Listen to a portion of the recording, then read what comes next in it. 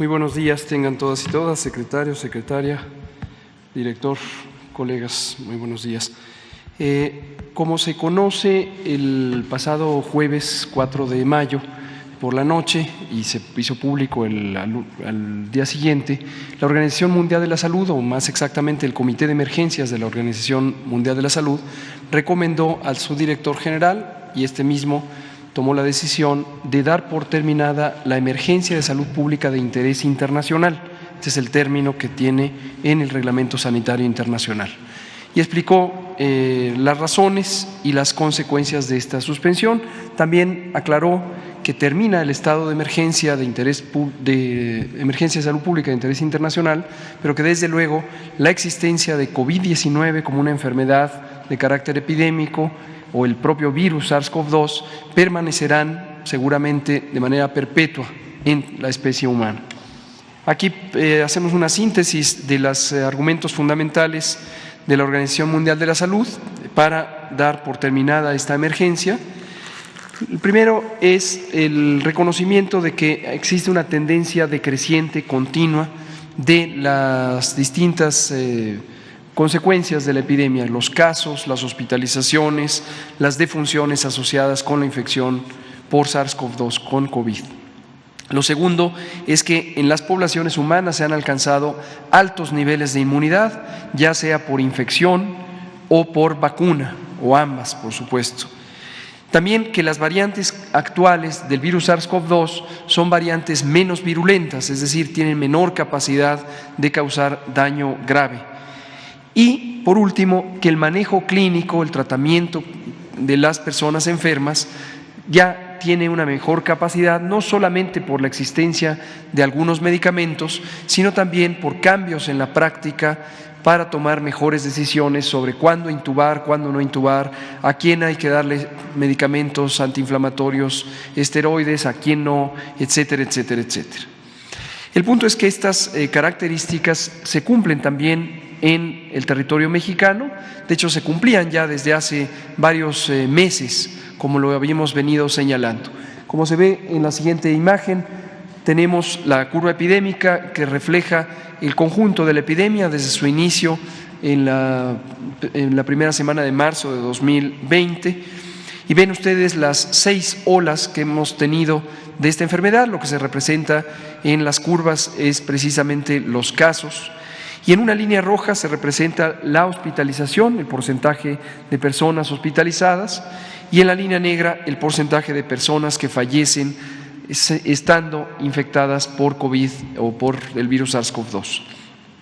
Y podemos ver de manera muy clara donde está la etiqueta morada, que es cuando entró Omicron en noviembre de 2021, cuando hubo un cambio muy importante en la epidemiología de COVID-19 en México, consistente con lo que ocurrió en otros lugares del mundo.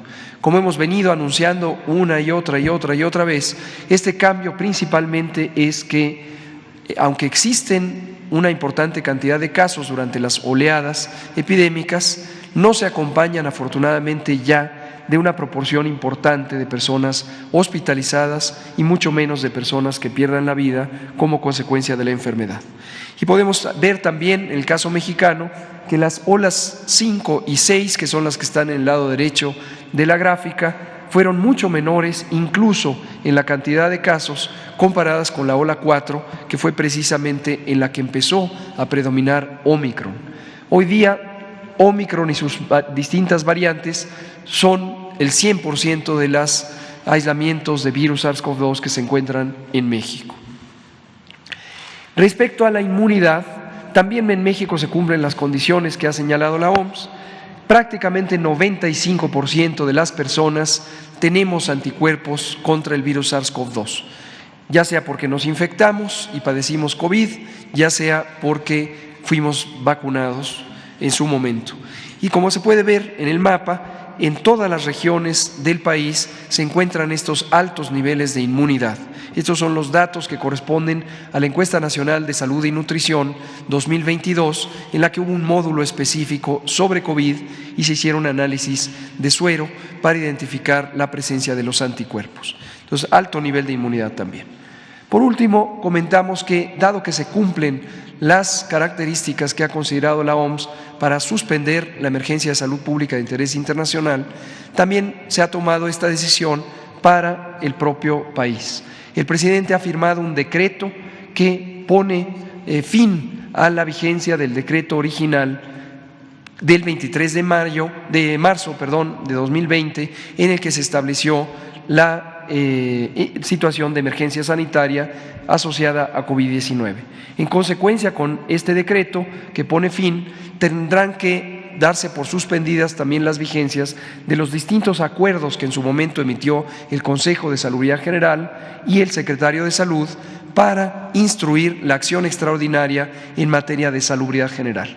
Y en esta lista de 7 elementos comentamos lo que serán los componentes de un plan de largo plazo para el seguimiento de COVID, en la medida en que COVID-19, como lo hemos dicho repetidamente, ya se considera una enfermedad en estado endémico y ya no epidémico, es decir, permanecerá con nosotros por siempre, con altos y bajos seguramente predominando en la temporada fría del año.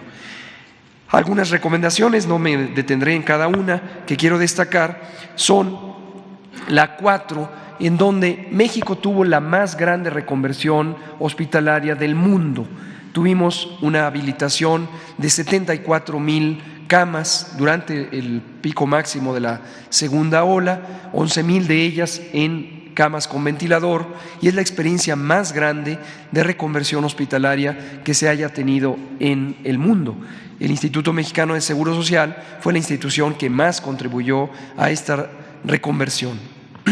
Esto lo que nos lleva es a dejar las bases técnicas para este proceso de reconversión ante la posibilidad de futuras epidemias.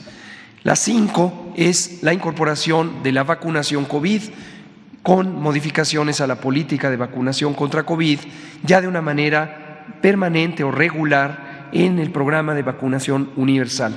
En su momento se harán públicas las especificaciones técnicas. Y lo último, desde luego, la 7, es que mantendremos actualizado el plan de respuesta, preparación, respuesta y recuperación ante emergencias para que sea un instrumento que sirva ante cualquier nueva epidemia. Esto es todo.